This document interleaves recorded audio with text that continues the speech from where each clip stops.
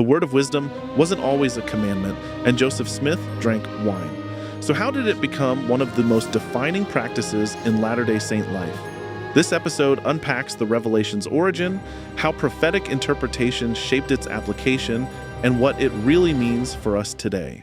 This tiny room in the Noel K. Whitney store in Kirtland, Ohio is the birthplace of one of the most distinctive practices known to Latter-day Saints today. This room is known as the School of the Prophets room. And in here, over 20 different men would gather to receive instruction as the Lord commanded them to do so in section 88 of the Doctrine and Covenants. However, according to more than one person that attended the school, this tiny little room and its lack of ventilation actually caused a few problems. A lot of the men in the school would take out a swatch of tobacco and stick it under their lip and then suck on it until the juices built up and then spit the juices on the floor. Other men in the group would take out a pipe. In fact, one source says 21 out of 21 had a pipe. They'd light the pipe and they'd start smoking. And again, as you can see, the room isn't very big. So the room would fill up with smoke, so much so that sometimes it was difficult to see the instructor up in front. This situation caused Joseph Smith to inquire of the Lord what his feelings were about tobacco. And he received one of the most well-known revelations in the Doctrine and Covenants, section 89, also known as the Word of Wisdom.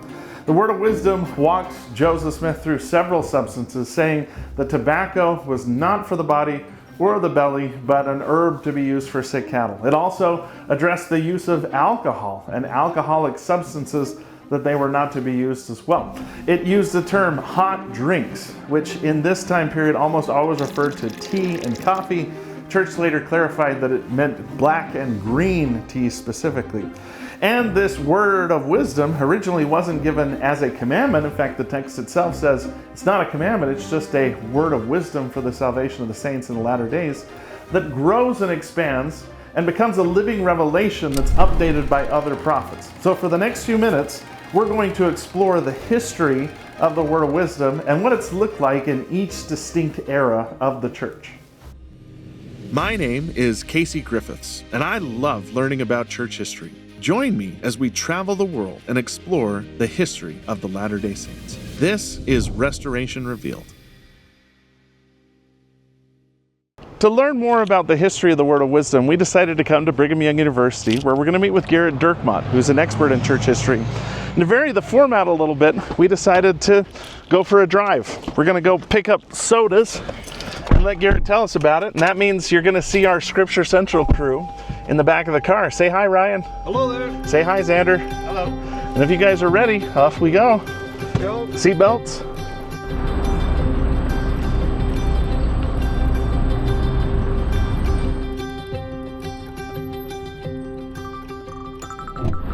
Hi, Gerrit. Ready to get some drinks? Ready to get some drinks. You came prepared, huh? Well, that's the smallest I can handle.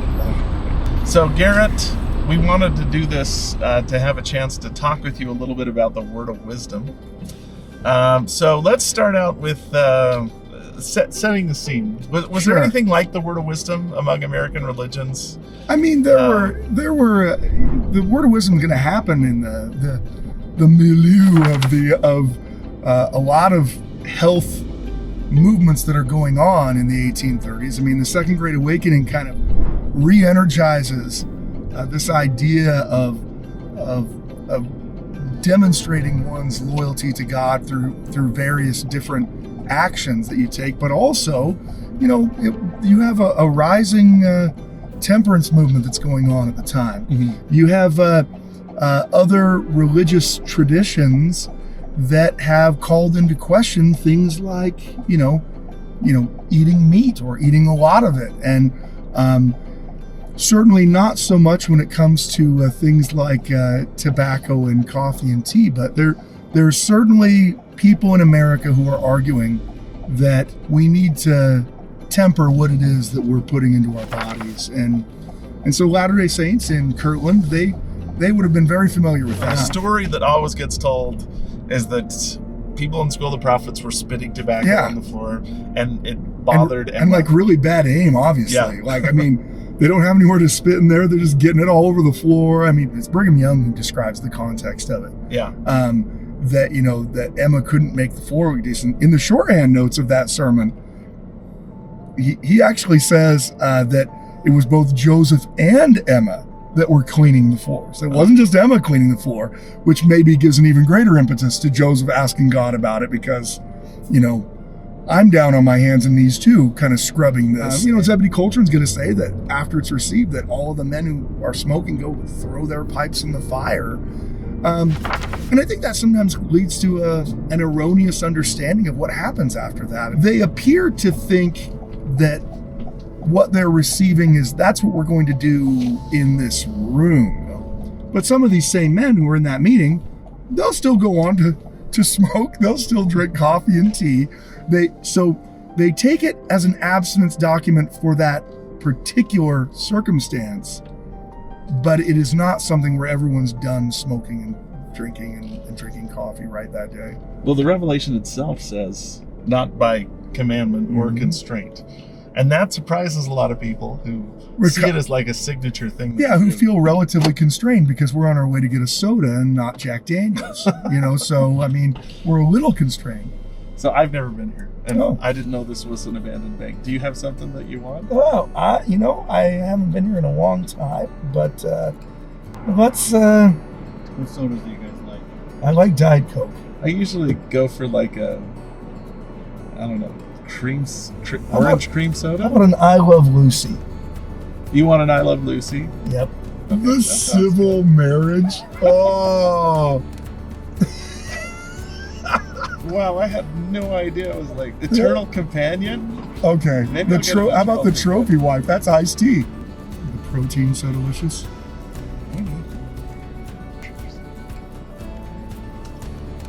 Hey, how are you guys? Good. How are you? Howdy. What is that? We're just, filming a video on the Word of Wisdom. Yeah. So can I get a Mai Tai? And I want to specify that's a drink. It's a non-alcoholic one. Fresca. Yeah. What do you want? I want to do. Can I get an I Love Lucy with Diet Coke instead of Coke? Well, let's keep going on the Okay. Word of Wisdom. All So right. the actual revelation says not by commandment or by constraint. Right. Which I've even had people tell me that's not part of the revelation. Yeah. The revelation proper starts with "Thus saith the Lord." Yeah. So how was it? You said at the time people didn't immediately stop smoking. People didn't immediately stop drinking tea. And that kind of includes Joseph Smith too, right? Yeah, He sees it as good counsel, but not a commandment. It's interesting because. Thanks. Thank you. There was a conception that a good member of the church should be moderating their intake. And if they're not, then they're not following the Lord's word of wisdom to them. Drunkenness is always right out. Okay, so you do have people that are brought up on church councils because they're getting drunk. Mm-hmm. It's really hard to say that you're using alcohol moderately when you're in a fallen down drunken stupor. Yeah, obviously you're not using it very moderately. So there's sermons that are on it. Joseph gives a sermon again in 1838, in April of 1838, on the need to obey the word of wisdom. And yet, Joseph himself, we know from his journals, from accounts of other people around him, that Joseph would himself still occasionally drink tea. He would occasionally drink alcohol. And for someone who doesn't know that the word of wisdom was gradually, it was something that kind of gradually became more and more and more commanded. So that leads us to, all right, so Brigham Young, you mentioned John Taylor, Wilford Yep. Woodruff, all Yep.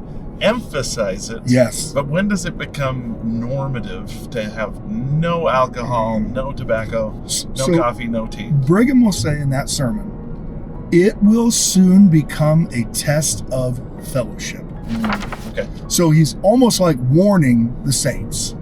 There is going to come a time when being a member means obeying this in its totality.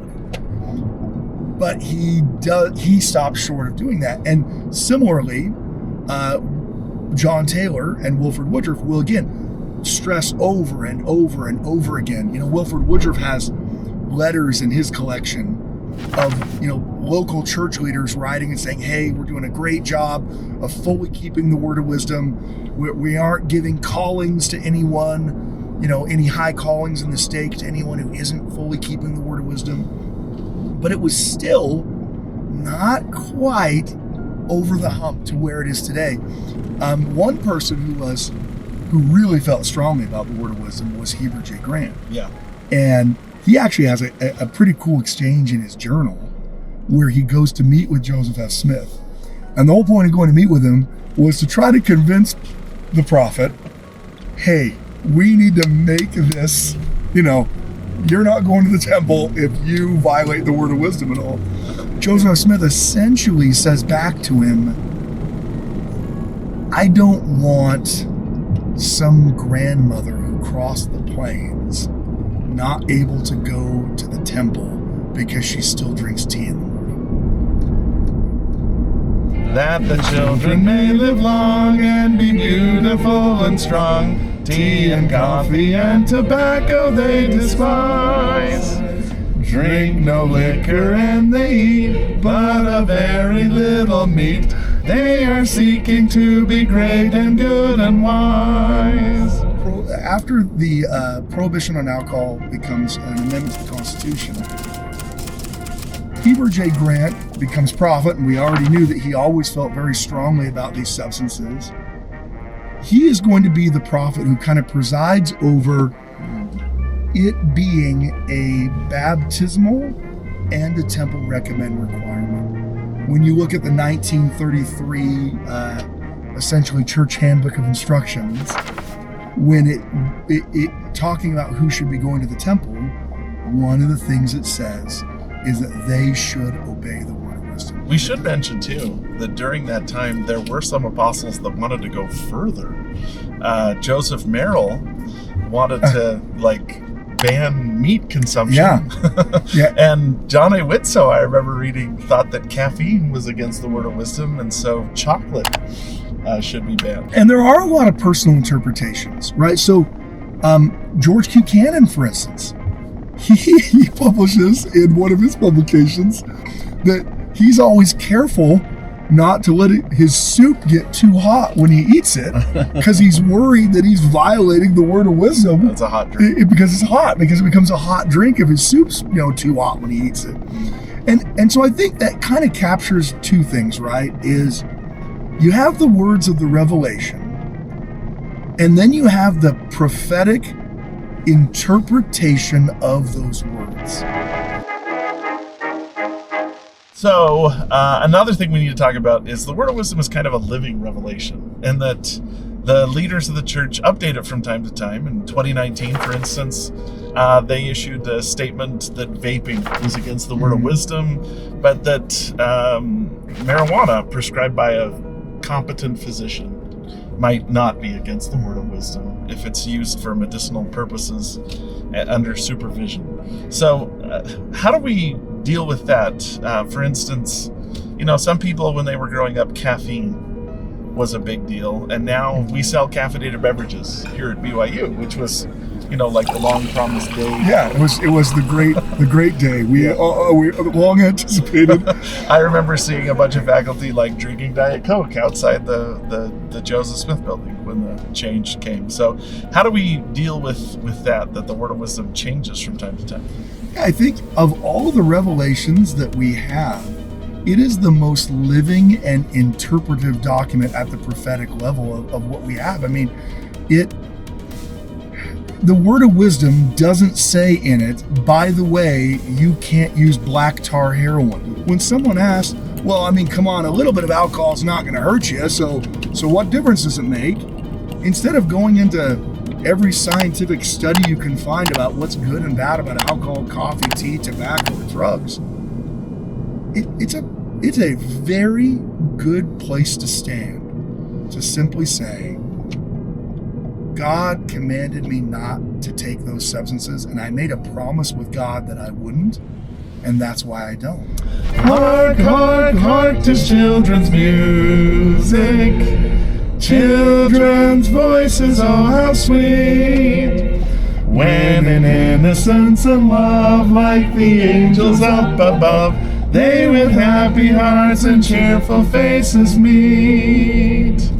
All right, let's do a rapid fire, most commonly asked questions about the word of wisdom. Okay. You mentioned one. Did Joseph Smith drink wine in Carthage jail? Yeah, so obviously, antagonists of the church sometimes want to make a big deal out of the fact that Joseph drank wine in Carthage jail.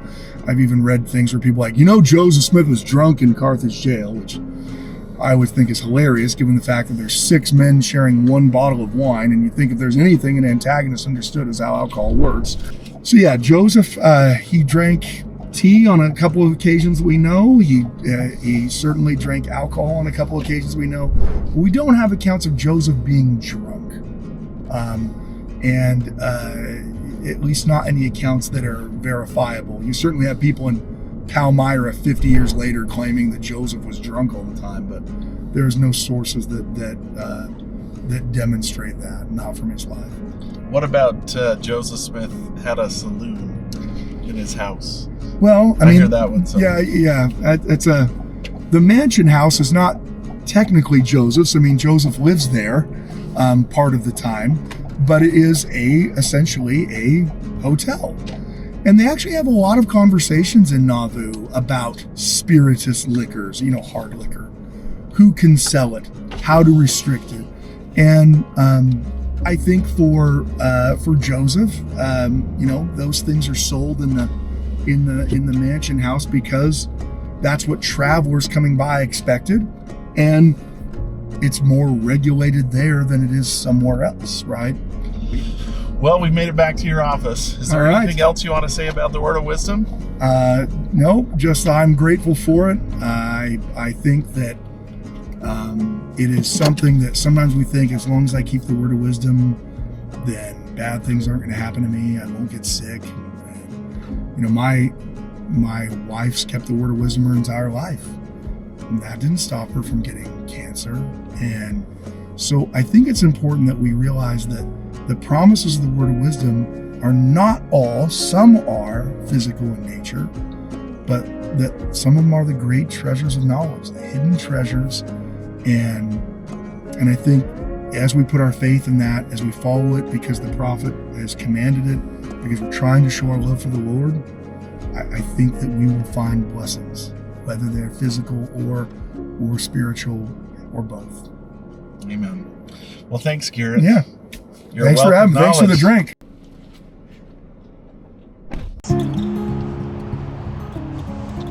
So after our ride with Gerrit, we decided to come to one last place, the Provo City Center Temple, right near where we've been driving the entire time. And as you can see from this conversation, the word of wisdom has changed over time. It looks different today than it did from Joseph Smith's time or Brigham Young or Heber J. Grant's time. And it'll probably look different a century from now. But the central principle is the same. This is a living commandment. This is guidance that God has given to us, a health code for our day to show our devotion, to demonstrate our faith, and to set us apart from other people. The word of wisdom allows us to live in a healthy and happy way, but it also allows us to show our commitment to God and living His commandments.